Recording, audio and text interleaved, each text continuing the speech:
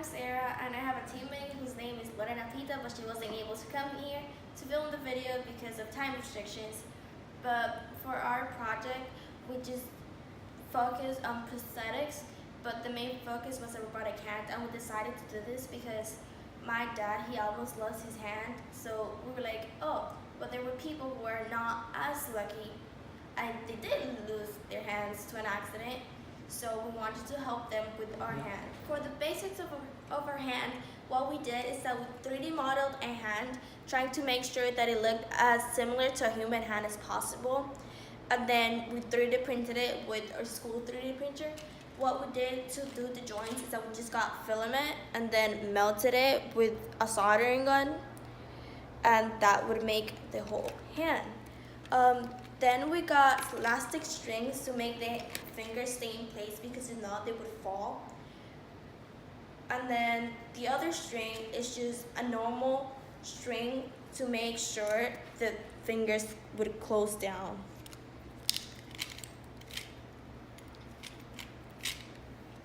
Like something like that. Well, we did it to move it. We just got muscle sensors, and we tried to code it with an Arduino and a motor. So when the muscle sensor senses that the muscles are flexed, it sends a signal, and then if that signal has a value greater than a predetermined value, then the motor will close the fingers. This is the Arduino we use, which is basically where every bit of code is in. It's like the main computer of our hand. It tells everything what to do. Like, it tells the motor when to function or what to do.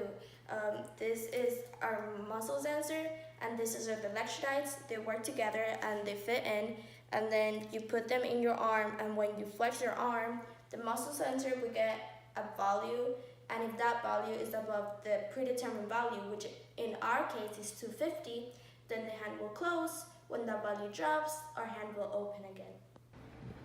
As I said before, the strings is what help it close. So when the motor turns clockwise, that the strings are pulled, which helps close the hand, and then when it turns counterclockwise, it lets go of the tension that it has in the strings, releasing the tension in the hand, opening it. This is just a prototype we tried to do. Sadly, not everything went according to plan, because the motor did not have enough strength to pull all 5 strings. So now only 2 fingers close, sometimes just 1. So if we ever get the chance to do this again, we would want to get at least 2 motors to be able to close the whole hand, or do a set of gears that would have enough strength to close the whole hand and pull all the strings.